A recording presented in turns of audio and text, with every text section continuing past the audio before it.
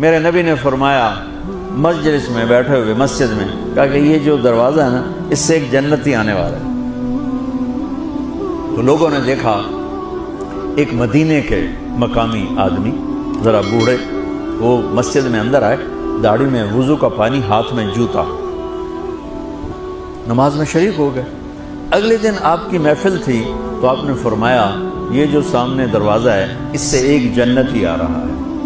تو سیم وہی آدمی اسی حالت میں انٹر ہوئے۔ اگلے دن ہوا تو آپ نے کہا اس دروازے سے جنتی آنے والا ہے، ٹھیک وہی آدمی اسی حالت میں انٹر۔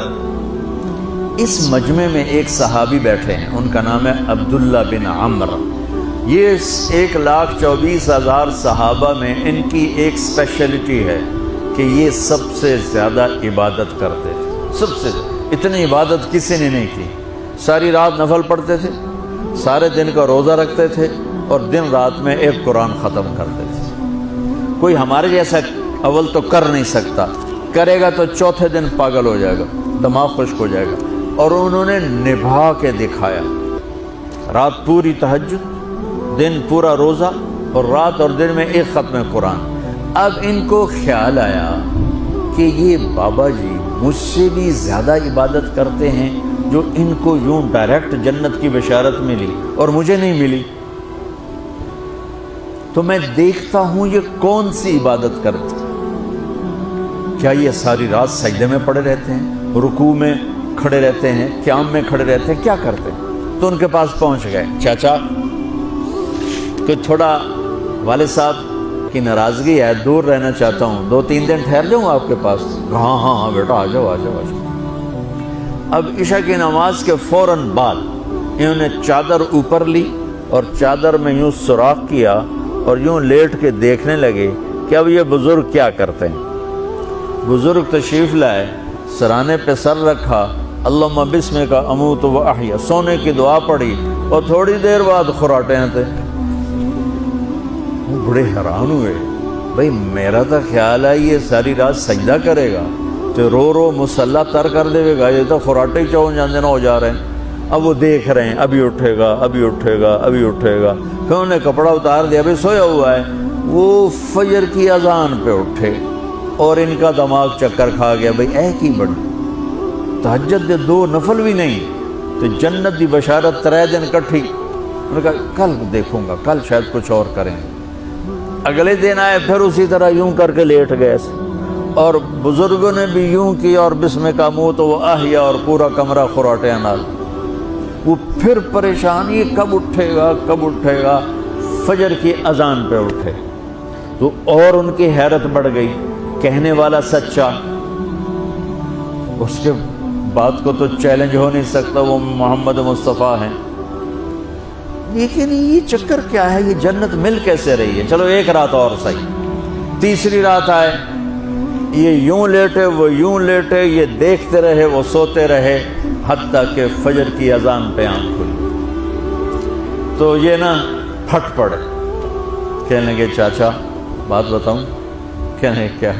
کہ میری کوئی جھگڑا نہیں تھا ابا سے، میں نے 3 دن مسلسل تیرے بارے میں سنا جنتی آ رہا، 3 دن تجھے اللہ کے نبی نے بشارت دی، جنتی ہے جنتی ہے جنتی ہے، لیکن میں اس بات پہ حیران ہوں تو ساری رات سوتا رہتا۔